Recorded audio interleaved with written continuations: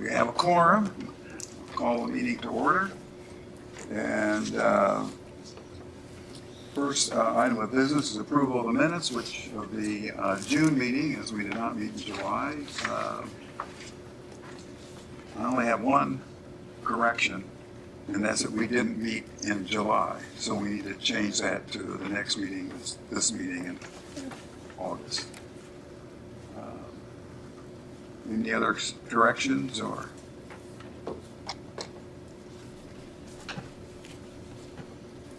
I'll make a motion to approve. Is there a second? I'll second. Okay. All in favor? Aye. Opposed? Okay, the minutes as amended on the date are correct, are passed.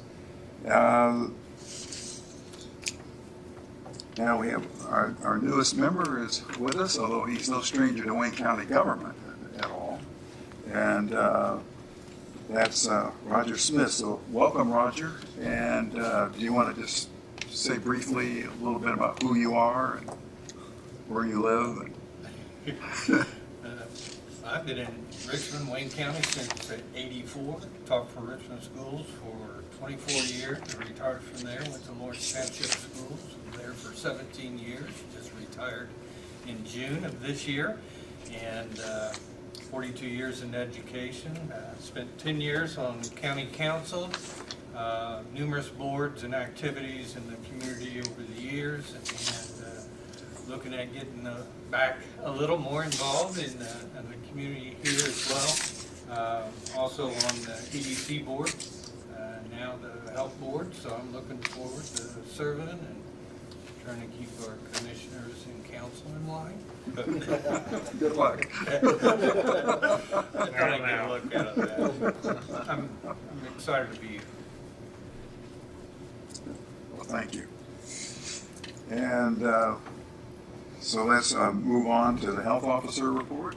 Yes, thank you. So today I am going to talk about heat-related illness. We'll talk about what that is, how you treat it, when you should seek care, prevention, and cooling centers. So this report might be maybe about a week and a half or 2 weeks late, because certainly it was really, really hot there for a few days, but for me, it's still really, really hot outside. So heat-related illness, one of the most serious heat-related illnesses is called heat stroke. This is when your body is unable to control its own temperature. It typically exceeds about 106 degrees. Your temperature becomes greater than 106. And in that situation, you can get confusion, altered mental status, slurred speech, seizures, and this can be fatal. So the treatment for this is quick cooling. No need to do it slowly right away. Cool as quick as possible. Next significant on the list we call heat exhaustion. This is more related to an excessive loss of water and salt due to excessive sweating. So it's more about a hydration issue. So you can get an increase in your heart rate, your respiratory rate, your temperature, and then symptoms are like headache, nausea, weakness, irritability. Again, cooling and hydration are the key treatments there. And then there's heat syncope, which is just a fancy word for passing out due to the heat, and that can be associated with any of those other symptoms as well. And then your minor symptoms are like heat cramps, is just when your muscles are cramping because you're outside and you're getting dehydrated, or heat rash, which is just like this little papular red rash you get in your hot spots, if you will. So treatment for all of these illnesses is cooling and hydration, so you want to access air conditioning if possible, or if not, then shade. You want to cool down with water. You can even use ice. If you're going to apply cool water, you want to get rid of as much clothing as you can, do that directly on the skin. If you're going to do ice, you want to do it towards the core. So in your groin, in your armpits, you can cool down with your hands and your feet, but you get your vessels vasoconstrict, so you get better cooling if you're closer to the core of the body. And then you want to hydrate mostly with water. You want to avoid sugary drinks. Now you can technically drink too much water, but in this scenario, when you're outside, you're sweating, and you're losing those water sources, you want to hydrate more than you normally would. Now you want to seek care when you have any of those serious symptoms that I mentioned that you would normally think you need to go to the ER for, so confusion, seizures, passing out, or even if you have more mild symptoms but they are persistent despite your effort to cool and hydrate. So now to talk about prevention, how you can beat the heat.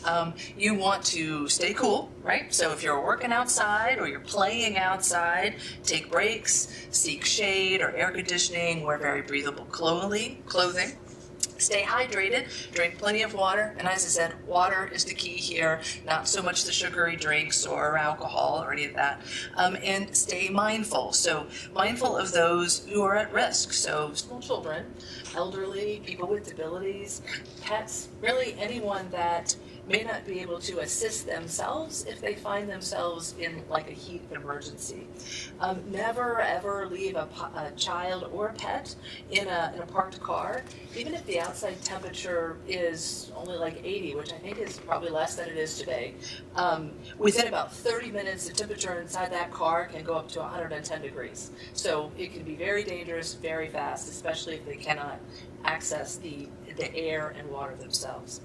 And then for cooling centers, so I loved this. Dan collected this data for me, like what our cooling centers were, and it's the public library. So that's awesome. So Cambridge City, Centerville, Hagerstown, Richmond, public libraries can be a good cooling center, and of course they're open during regular library hours, but that's when it's the hottest part of the day. Also, you can access cooling centers through the Richmond Senior Center, IU East Library, and Rock Solid Ministries. So that's really all I have for today. The library currently open, they've been renovating. Yes. They're open during the renovation process. Okay. Yeah, they have weekly updates on their website, on the Morris and Reed's website. Any questions? Thank you. All right, sure. Let's go on to, next one to you, Beth. Alrighty. I'm going to do June and July together just to give you an overview of the last couple of months. With regards to our STI testing, we've had 66 that we've tested for HIV, about the same for Hep C and syphilis, another 65-ish for general STIs, with treating about 13 for STIs, 2 for syphilis, and then referring 3 for HIV and another 10 for Hep C. So right now, without a provider, we are referring out for HIV and Hep C treatment, as well as our PrEP treatment. Looking at testing, if anybody pays attention to our social media, we sent out about 250 postcards to get started on required vaccines. I just got the others today, so those will be going out this week. But in Wayne County, we had about 3,800 kiddos that were in need of required vaccines. So this was the report that the state pulled early July. Some of those obviously had an appointment with their PCP after that, but we are sending out postcards to all of those just to let them know that they may need to follow up with their PCP or come in and see us to get those taken care of. So with that, June, we just saw 11 kiddos and 17 adults. July, we had 60 kids and 15 adults. Between June, July, and so far this month, up to Thursday, we've had 6 off-site clinics to be able to provide vaccines. Actually, Hagerstown was one of our really big ones. We had a great turnout there. But we will be continuing that on Thursday. We are at the Boys and Girls Club First Bank unit. So we'll be providing vaccines, we'll be providing lead testing, and then we have some haircuts free, and then additional school supplies if they're needed, and then we have other partners that are going to be on site as well. So with regards to case management, for a while we were sitting around about 150 cases a month that we were managing. Since Michelle has come on as our public health nurse, right now we sit around 115. So she's done a great job getting on those and following up and getting cases closed and following up with patients. So we'll continue to work on those as she gets more familiar with different areas. We get a provider on board, Hep C and stuff like that, we'll be able to hit a little harder. With regards to social media, we still are pushing. We try to post every day, if not every couple days, sharing information either with our partners or stuff that we're doing. Today we started the MOU with Union County, so we're on site in Union County today doing STI testing. So we had about 30,000 views in June. 30,000. We had about 181,000 in July. Unfortunately, that was in reference to the mosquito message that we put out, but it brought those people on board to start following what's going on. So we went from 430 interactions to over 2,000. So we are seeing more of a following on that, so we can keep the public updated on what we have to offer. Let them know that vaccines are not just for uninsured, underinsured insurance. We process all of those. So if you can't get into the PCP or you just want to, I don't have time to wait on that appointment, we're always there to step in. So, questions? Anything else that Now, you said you're sending out postcards, but Yes, how we'll are be you- sending out the other postcards today, or this week.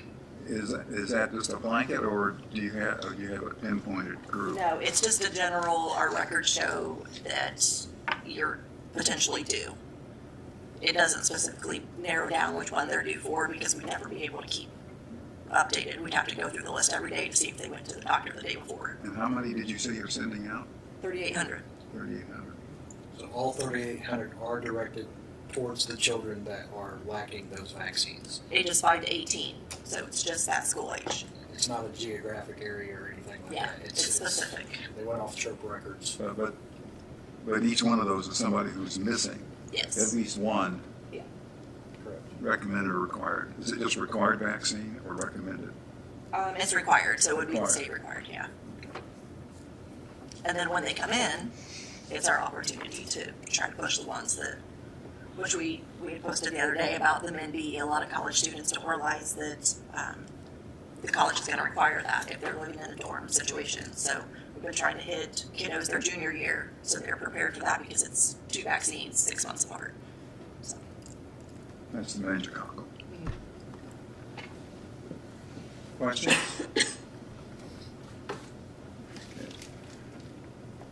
Okay, Dan? Oh, we're going, sorry, Chad. You're all right. I'll do July as well and June. So with housing, right now we have 9 active cases where we either have no utilities, sanitary conditions are bad, sewage issues, something like that. But we have 3 that are actually considered unfit, have been written unfit, and 1 that is in the process of going to court due to them not being in compliance. With food, we are in the second half of our food inspections. The fair went really well. We had 36 different food vendors there. No real issues the entire time of the fair. We are almost done with replacing our historical documents from septic, turning them over to electronic. I think we have 2 years left. We went all the way back to 1968. And then with lead, for this year, we have done 11 lead risk assessments for this year. I think that's all I have for environmental. Beth, you want to cover the reimbursement? I just thought of what he said. One of the areas that the state recommended with reduction in funding is that we look at charging for the risk assessments related to lead. So like Medicaid will pay us when we go in and do the risk assessment, when we do the case management. So we did start that billing cycle and we have seen reimbursement for our test case so far. So we will be billing back the 6 months that we can for any of the risk assessments we've done, and then going forward, we'll be billing as well. So we can bill in 15-minute increments, so when we do our case management or do our follow-up, we can get reimbursed for those. Will commercial health insurance reimburse for any of those? Yeah, right now we're just doing Medicaid, which Most of your 99% is gonna be Medicaid anyway, yeah. So it's just another opportunity to bring in some additional funds.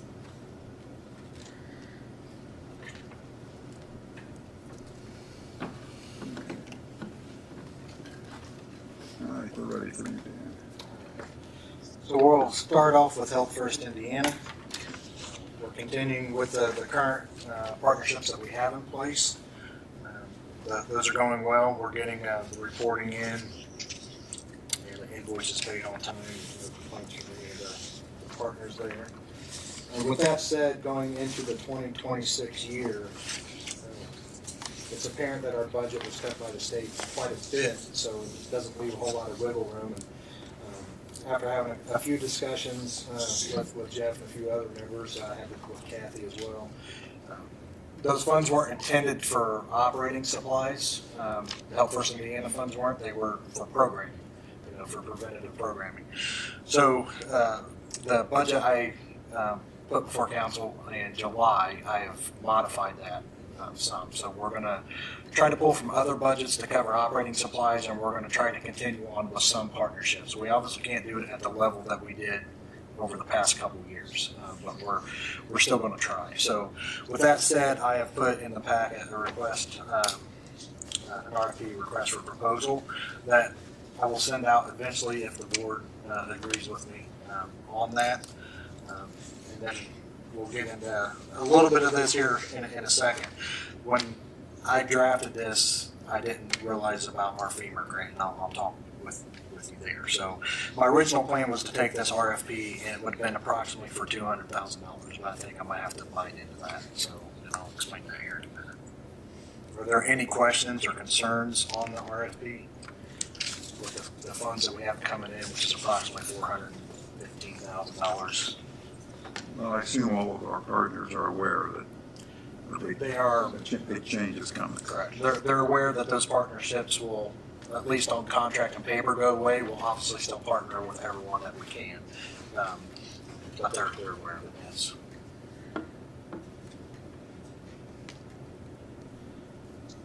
So as I mentioned, I had the first budget hearing with county council in July, and that was just a best guess type budget for 26. Before you in your packet, everyone should have 1159 budget, which is our operating budget, funded by local taxpayers.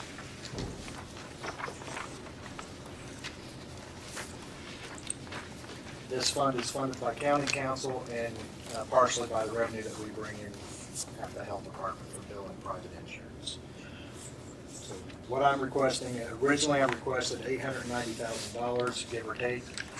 And with that said, it was for our public health nurse to remain contractual through Virgins. She came to me maybe a month ago and said that it is hard for her financially because Virgins charges over $200 a week for health insurance. And so her longevity with us through Virgins may not be long at all. So I've spoke with my council liaison, and we're looking into moving her back to the nurse's position, back to a county position as it was in the past. So her salary would be $60,320. I've asked to bring it up to $29 an hour to make it somewhat competitive to the market. How does us deploying her cost-wise compared to leasing her from Virgin? It's really close. It's around $90,000 either way you go. Virgins is a few thousand, I think about $4,000 cheaper than hire as a county employee when you include fringe. But the longevity, I think, as an employee would be better. Just having one, it's been a difficult position to fill. So, but also with that, Brittany's last day is August 22nd. She's leaving us to take on another employment. So my intention with that is to not fill the position. That position was created back when we had COVID grants and we had all kinds of different budgets and things of that nature. I will take care of that. I will take care of all bill paying, invoicing, all that payroll, all that good stuff. So I don't feel that we need to fill that position. So we're going to take the revenue from that position and plug it into the public health nurse's position to cover that. So it actually reduces that budget down to $844,000 from $890,000.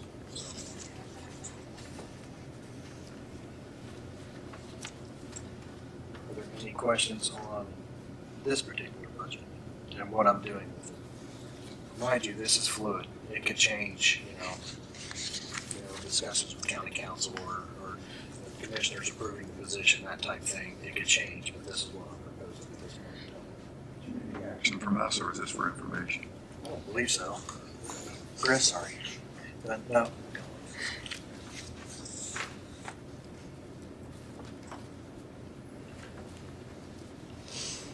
And the next budget before you is 1161, and that is the Health First Indiana budget. And this does have, at one point in time, I had a lot of operating supplies in it. Like I said, I removed those supplies. We just had to keep some in there, medical supplies, gas, for our vehicles, things of that nature. So we do employ one person out of this fund. We did employ 3 out of this fund. That will have to be reduced in 26 to 1. And that is a medical assistant, Gennaro Sparks. He's our outreach liaison, the one who gets out to the community. The board is paid through this fund. And overtime, even though it's a small overtime line, it's $2,400. It is in this fund. Typically, we don't use overtime, but it's there just in case. We typically use comp time. And then the fringe benefits that come along with the Gennaro are included here. And then we get down into 2,000 lines, and this is where you have your office supplies and operating supplies. So we've left $265,000 in medical and dental supplies, and that is mainly for vaccines. So we'll spend well over $200,000 for vaccines in a year's time. So, and then you have your syringes, your Coban, your Band-Aids, things like that, your alcohol wipes that go along with vaccinations. Gas, fuel, and lubricants, we budgeted $13,000 for it. County Highway will negotiate that contract with Co-Alliance, and we hope to find out what we'll pay per gallon closer to the end of the year. But I believe $13,000 will be sufficient to supply all vehicles with the fuel. It's including the mobile unit. That's a different story. We'll get to that here in a minute. The health officer is also funded from this fund. And then other services, charges, and fee, that's that blank line that is just left for your odds and ends, the expenses that you may end up having. I removed Stericycle from this budget, which is the Sharps Biohazard company that picks up our Sharps containers.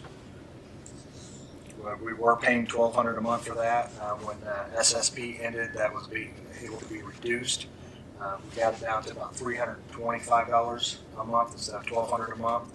I think I'm going to have to bump that up just a touch because we're running short, but I can't get them to respond to me. So our agreement right now is they pick up 2 large boxes per month, one time a month. And it's essentially however many Sharps containers we can fit in that one box or 2 boxes. So we have quite a bit. So I think we need 3 boxes. But I'd like to start low and we can work our way back up.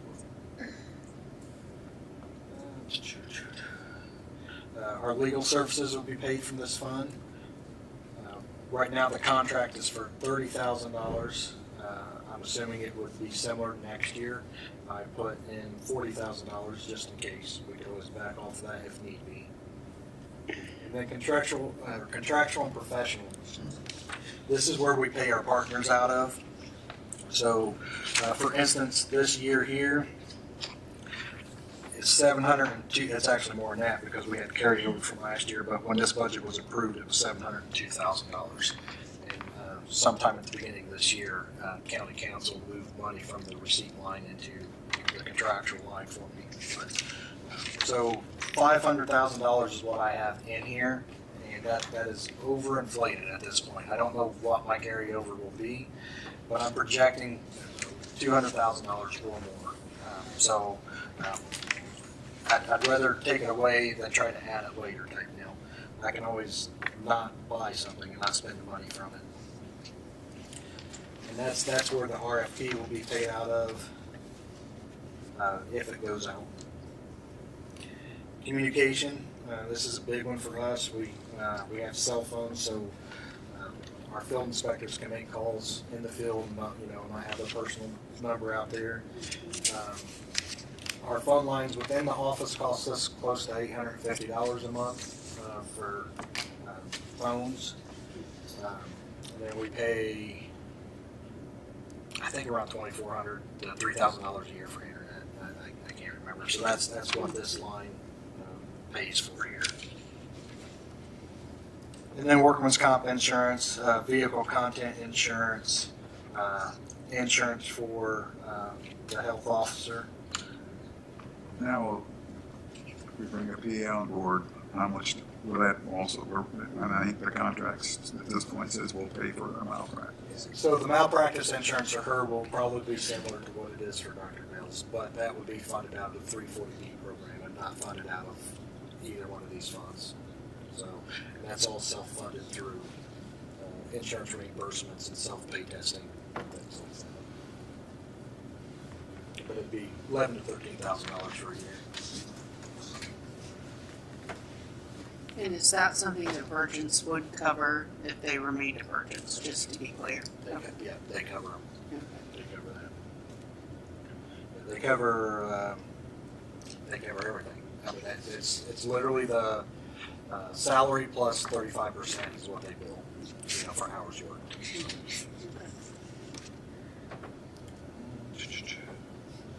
The next one in the line is Athena. That is our EMR, similar to what people see at Reed Group Epic, MyChart, things like that. That's our version. And that is based on how many patients we see a month and what services are providing, how much billing resolution they're taking care for us, things like that. So it averages anywhere from $1,500 to $3,000 a month. It just really depends on the month.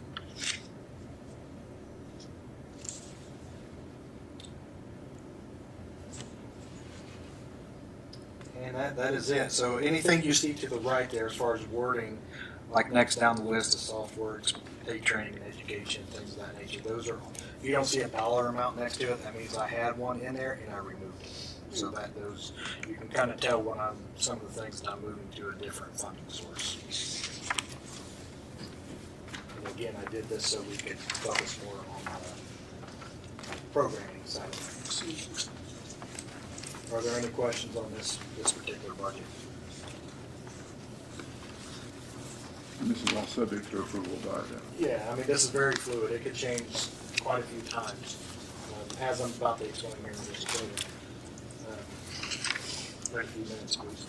So the next item on your packet here is the what funds we have and what the balances of those funds were last Thursday when I ran the report. So they're different now unless some bills are being paid. So the top one is the grant the state canceled on us back in March, midterm. So that is actually a closed account. That's why it has a zero balance. COVID vaccine insurance reimbursement fund. That's what we used to receive money for on administrative costs and things when we did COVID vaccines. That is not receiving any funds, so those funds are stagnant there. Anything we spend will be all deductions. There's nothing coming into that. And that's $99,688 for the viewers here. The FEMA grant, $91.75 there. It's showing a $15,000 deficit, but we're waiting on reimbursement from the state. And that's how those grants work. We spend the money, then we have to apply for them to reimburse us. So we kind of always stay in the hole just a little bit. And this is the grant we're going to discuss here in a minute too. The COAG school grant, this is the grant that ended a couple years ago, but we met all deliverables, so we got to keep the funds from that grant, and we're sitting at a $262,000 balance on that. We do fund Boys and Girls Club and Purdue Extension partnerships out of this thing. So it appears to be a lot of money, but we do fund partnerships out of this, so it slowly goes down. And then clinical services 340B, this is what the new provider when hired would be paid from. This is where all the 340B medication, treatment for hepatitis, HIV, PrEP meds is all paid from. And any supplies that goes along with that program, as far as testing material and things, lab fees, anything like that gets paid from this particular fund. And that's sitting with a balance of $879,000 right now. This is also the fund that we pay or 340B consultant with. Harm Reduction Community Fund, this is the fund that Reed Hospital had given us to operate the SSP program. This is the leftover funds we have from that, and we have permission from Reed Hospital to buy testing supplies and things like that with the remainders of the funds. The next one is Local Health Trust Fund. It's got all those funds initials there with it. These are what they refer to as legacy funds. This is what we used to use to help the health departments out across the state before Health First Indiana come around.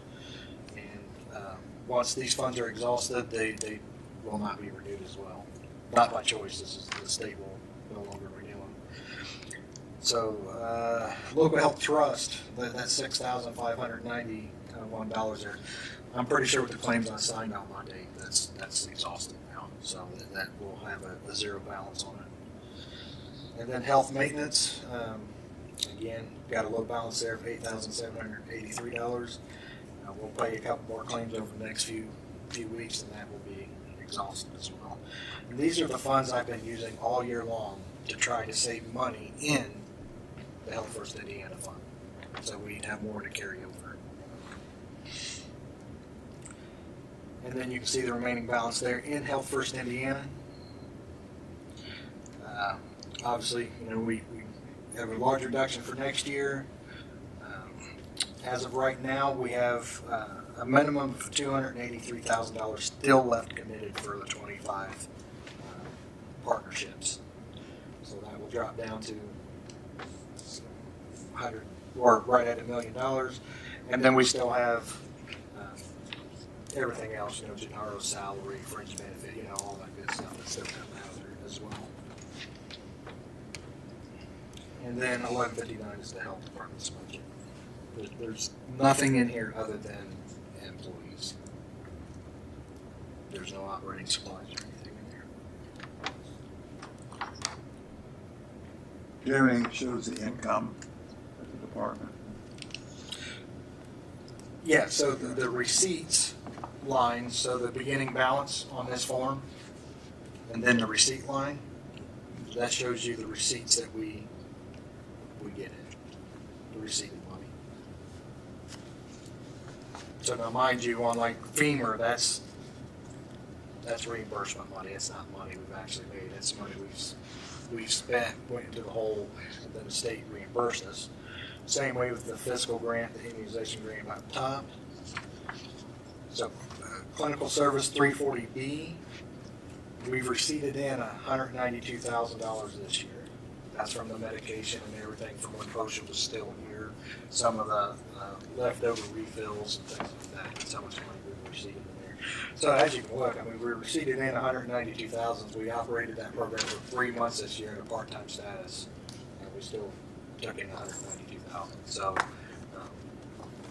over a year's period, we even at a part-time status, we could bring in a little over 6 years.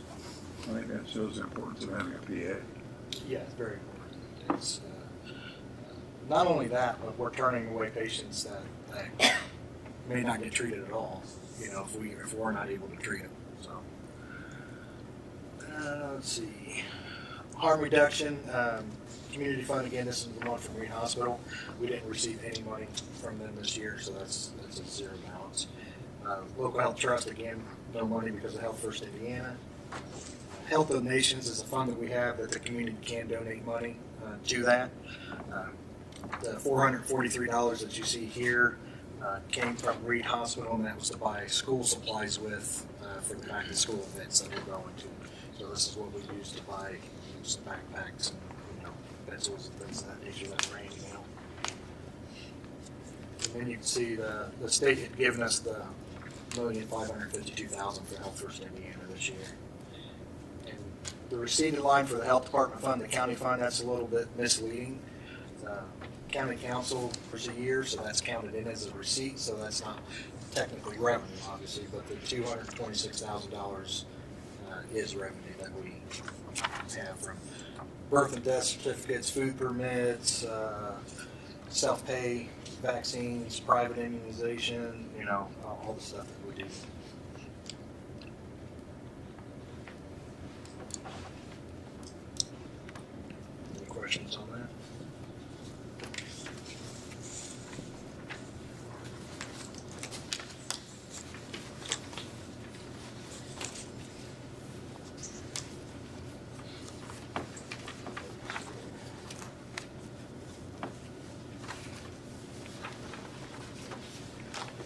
So I did send everyone a PA contract, a physician assistant contract, that we were exploring. I think we're gonna pivot from that. There's been some conversations, and we're going to try to move this position to a part-time position. We were involved in an independent contract, a few years ago, and it didn't work out so well. This contract is slightly different, but still the same. It's a contract. So we're not going to take a vote or any action on that right now. We're going to wait to see how the part-time. Well, I say that's your decision, not my decision. But would the board like to review the contract, or would we like to see the outcome of the part-time position being approved first? Well, any comments on the current contract?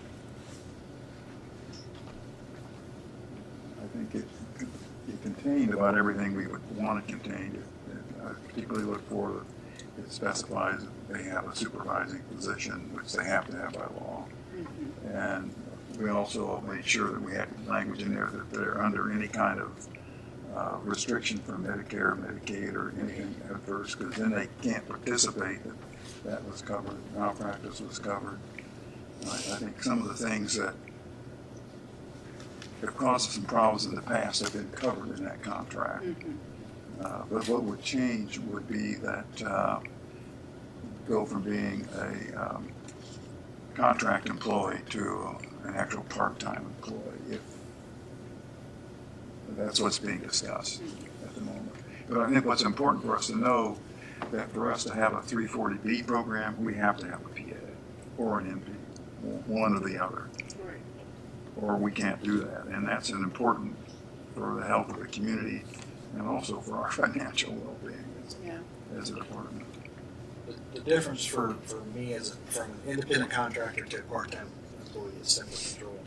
If it's an independent contractor, you can't control what they do. They're an independent contractor. So it's nice to have them under county policy, restrictions, background checks, things of that nature. So part-time employee would definitely be preferable by me, most definitely. So, but I'd be more than happy if the board wanted to entertain it. I'd be more than happy to take it to the county commissioners tomorrow, but I would suggest that we wait to see the outcome of the part-time position.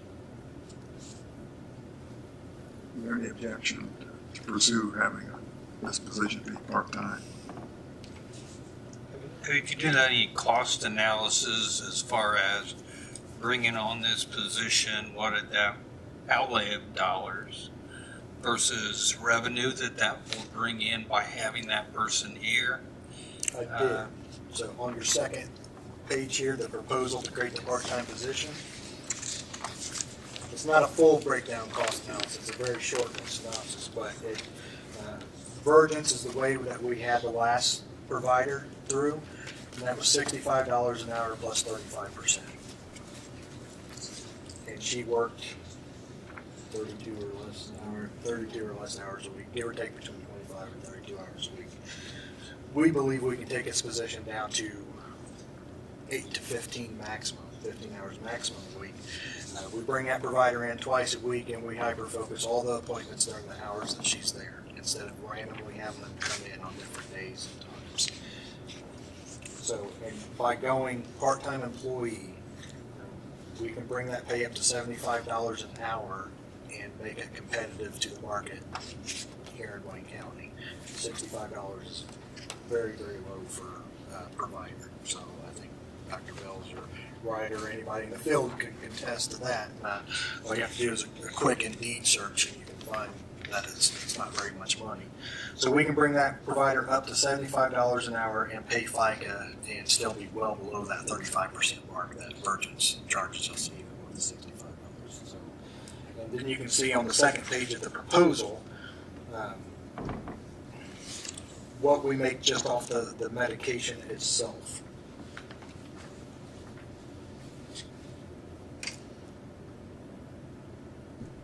So the WAC price is what the insurance companies pay. And then the price, you see this there in the tan, is what we pay the pharmacy. And then $864 on that first one, Descovy, is the profit margin for the health department. So minus what you're not seeing here is from the $1,024 to what we pay, the $864 is your pharmacy dispensing fees and things like that. So if you take 2202 minus the 1024, it doesn't come out to 864 because you got the pharmacy dispensing fees and all that good stuff in there. But our profit margin on that is $864, and you can see on down Maverick, Biktarvy, there's large profit margins there. And you're looking at 28-day supplies. Maverick, but, so for like Descovy is a PrEP medication, $865 a month, and that's something they're on every month. So for 12 months, we're making over $10,000. So if we treat 6 PrEP patients a year, we'll cover her salary. How many patients do we average? Well, you can see here on the Well, I have 2 in holding that Okay. I'm Apologies. waiting to schedule, but, on what she covered earlier in the month of Yeah. July, we had 1 HIV referred and 7 Hep C referred. yeah, So that's just the Yeah. month of July. that's just 1 month. Okay. And hepatitis C is a 3-month treatment. Yeah, so we're looking at 16 patients a year for that, which we have typically about 50 Hep C cases that we deal with through the year. And then for Biktarvy, it's HIV, it's another every month. Once they're on it, they're gonna stay on it. About 7 patients a year would cover her salary. And mind you, this money here is only for the medicine. It doesn't include the admin fees we charge, the reimbursement for testing and stuff from the private insurance or Medicaid for that matter. And once they This is see, medication only. actually have a visit with the VA, then we're charging for that visit. Right. I Yeah. was thinking there would be visits involved as well. Yeah. Yeah. Every encounter is just like you go to your Yeah. doctor. Yeah, they're in, to continue this treatment, they're gonna be in every 3 months. And they're gonna do lab work and all of that, so there would be additional fees. Does that answer your question? We're getting there, yeah. Okay. What else you have? Okay. So yeah, the proposal to move this to part-time position, we've had, I've sent the proposal to county council and the commissioners and HR department. So we'll go through that process there and we'll see where that leads. Are there any objections to me taking this route for this particular position? Any objections? We'll vote if there's an objection.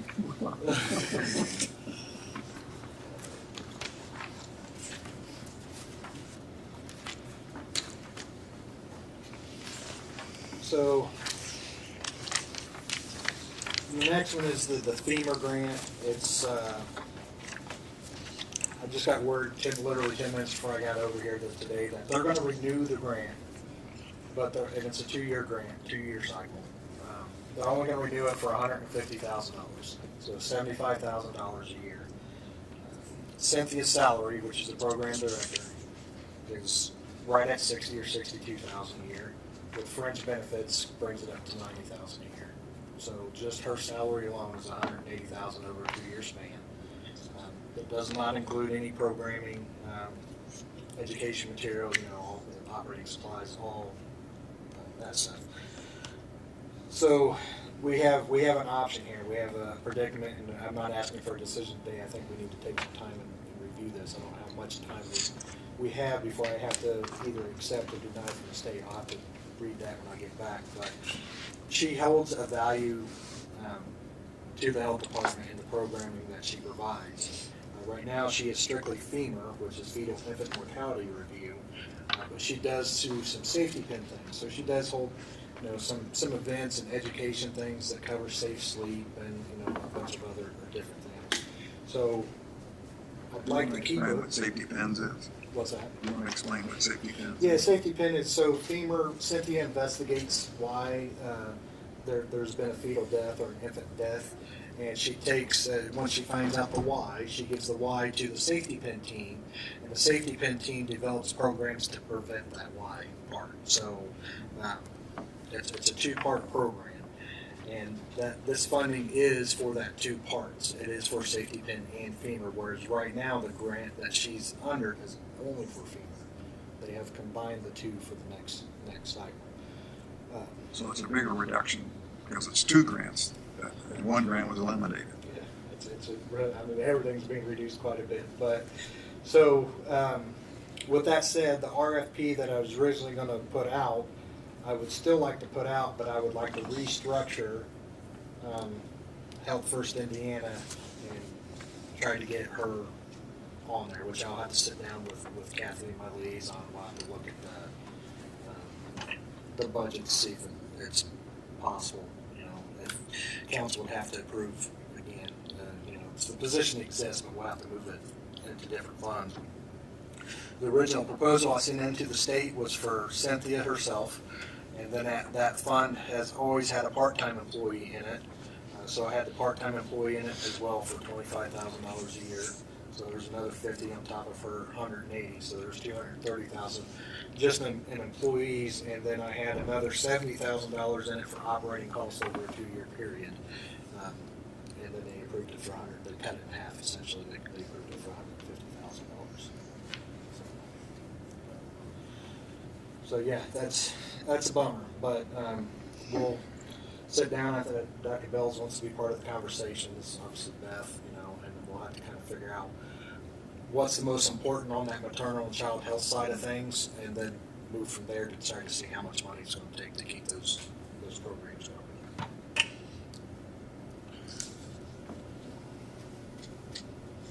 The FEP grant is an emergency preparedness grant.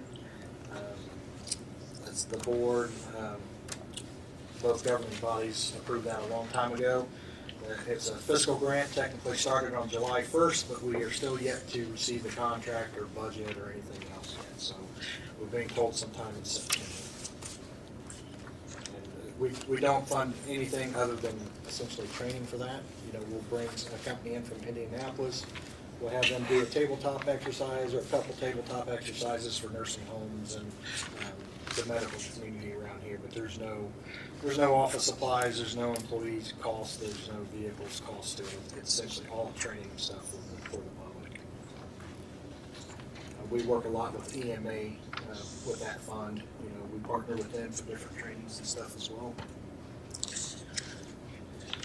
340B audit is coming next week. So this is Josh Free, the 340B consultant that we hired this year. He will be here next Thursday to do an audit. This is to replicate a HRSA audit. So everybody should have the agenda there. Jeff, did you guys get one? Oh, you guys can have these obviously when we're done. But anyone's welcome to the opening conference, as he calls it. So any of our elected officials or the board or anybody that's curious can come to that. That's scheduled as of right now for Thursday the 21st at 9 a.m.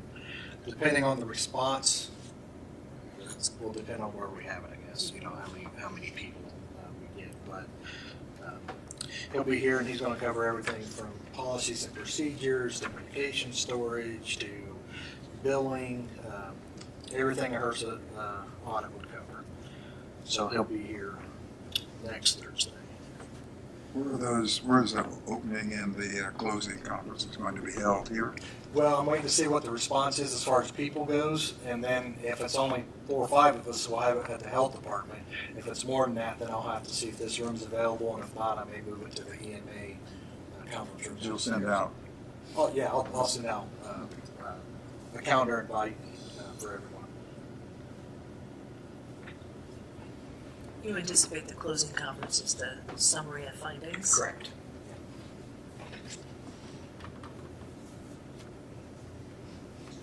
Hopefully not a whole lot. Hopefully that's a short meeting. It's only 30 minutes. Yeah.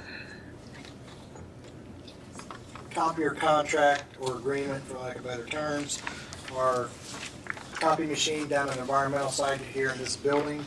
As of August 1st of this year, they no longer make parts and will no longer service that machine. It's been in existence for a very long time. So they've sent me a proposal to look at. This is kind of in a PowerPoint here. On the second page of that PowerPoint, the top section there shows the usage that the environmental team uses. So you can see it's really not that much. So right now, the most expensive month we had with the environmental team was $17.51.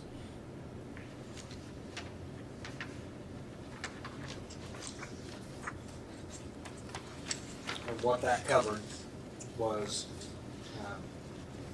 service and toner, and then we paid per copy, and that's what just $17.51 is reflected in the amount of copies that the team had done.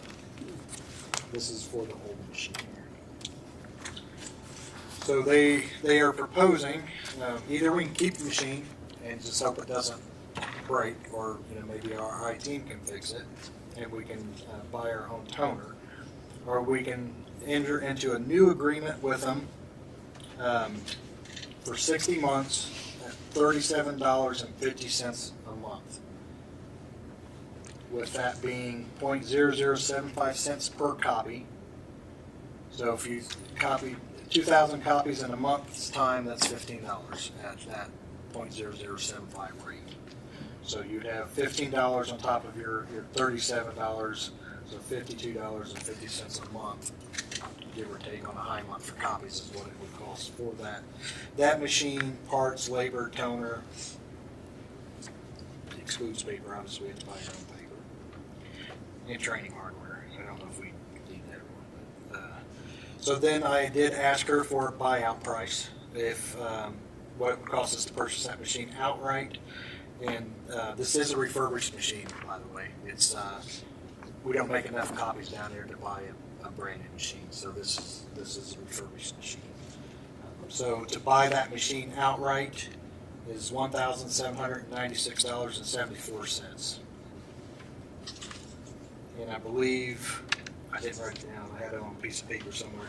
I believe if we pay the 60-month lease on top of $15 a month for 2,000 copies, let's say, it comes up to about $2,200. Do that right. It's 37 plus 15. 3750 times 12. Plus 15. Plus 180 times 12. 37 and a half times 12. And then plus 180. Close to that. Never mind. Yeah. $2,400. $2,400. So at this point, because it is an agreement or a contract, I need the board's permission to enter into that, so we have two options. We can buy it outright. Now, I did not add, if we do buy it outright for that $1,700, that does still include 5 years of parts, labor, and toner. So as of right now, I think it's a no-brainer. It's cheaper to buy it outright. You get the same service of the toner and everything for $1,700. But if we choose to rent it or lease it from them, it would cost us $2,400. So your recommendation is that we My buy it? recommendation is to buy it outright with the five years of toner and all that service parts.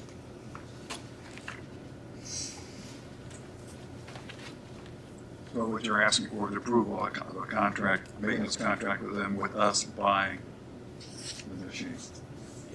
I am requesting the board make a motion to approve the agreement / contract to make an outright purchase of $1,796.74 with the 5-year silver package of parts, labor, and toner, and the pricing of 0.0075 cents per copy, instead of leasing it for $37.50 a month plus copy rate.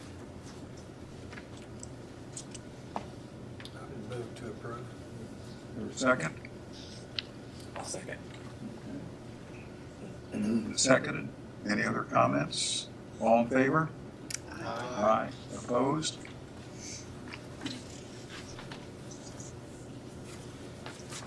All right, so the mobile unit is in the shop again. I know that's a shocker, but it is in the shop. Yeah, it was doing really well. So we took it out the county highway. We had some generator issues. We were low on oil, which is not uncommon for a generator on a an RV mobile unit type thing like that. So I got under there. I checked it. It was thick and it was low, so it needed change. So we shipped it out the county highway. Well, and I drove it out there. So in doing that, I realized the backup camera was now out. It no longer works, and that is needed for some people that drive vehicles of that size, and that it had a real bad shimmy. What's that? Most people need Most that. people, yeah.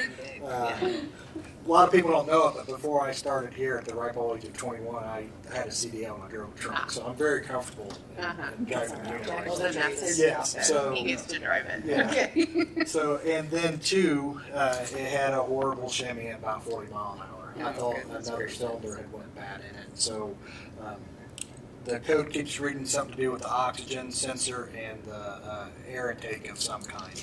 So, ISKI out at County Highway has shipped it off to Wessel to have it looked at Wessel. So it's sitting out in Wessel's parking lot right now.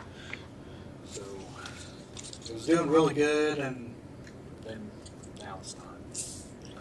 So the option of selling it next year may still be on the table as long as fleet management and everybody still agrees with it at that point in time, depending on how well it's running, I guess. But There's more to come on that later. we still got a long time before that 5 years is up, so we'll see. And then the last thing I have, if you notice on the agenda, everyone's name, term limit, and appointing body is now on the agenda. Chris brought to my attention that there was new legislation passed this year that this is a requirement now. So for all public notices and agendas, correct? Yes, that's correct. But not minutes. I don't believe it addressed minutes. I can go back and check. that. Okay. Brittany, not minutes. Yeah, so that's why you're seeing the full list of names, term limits, and the appointment bodies here. So as you can see, we have, fortunately, Roger, you're gonna have to be voted in again at the end of this year. So will Emily. And Emily too, the two newest members, so. Short term. All right, that is all I have. Any questions or concerns? Questions, do we need a meeting next month or should we go 2 months? I believe we do need one next month. Because of the budget? But the budgets and the provider, that still may be up in the air, so I believe a meeting next month would be beneficial.